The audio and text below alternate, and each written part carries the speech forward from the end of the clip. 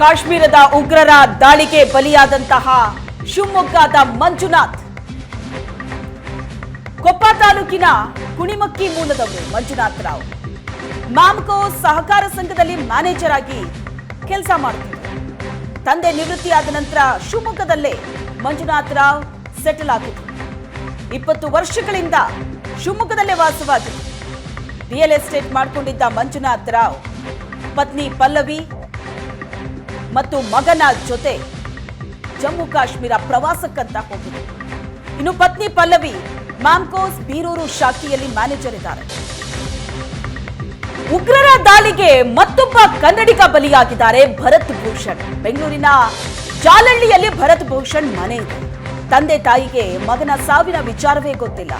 ತಂದೆ heart patient ಇರೋದ್ರಿಂದ ವಿಚಾರ ತಿಳಿಸಿಲ್ಲ. ಜಮ್ಮು ಕಾಶ್ಮೀರಕ್ಕೆ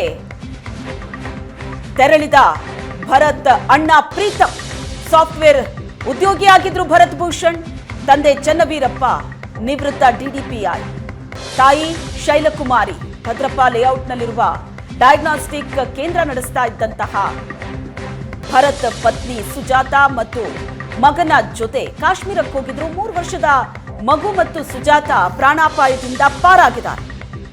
2 ಕನ್ನಡಿಗರು ಮೃತಪಟ್ಟಿದ್ದಾರೆ ಉಗ್ರರ ಈ ದಾಳಿಯಲ್ಲಿ.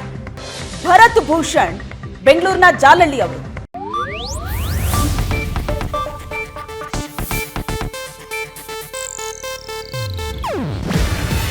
ಇದು ಏಷ್ಯಾನೆಟ್ ನ್ಯೂಸ್ ನೆಟ್ವರ್ಕ್ ಪ್ರಸ್ತುತಿ. ನೀವು ನೋಡ್ತಿದ್ದೀರಾ ಏಷ್ಯಾನೆಟ್ ಸುವರ್ಣ ನ್ಯೂಸ್.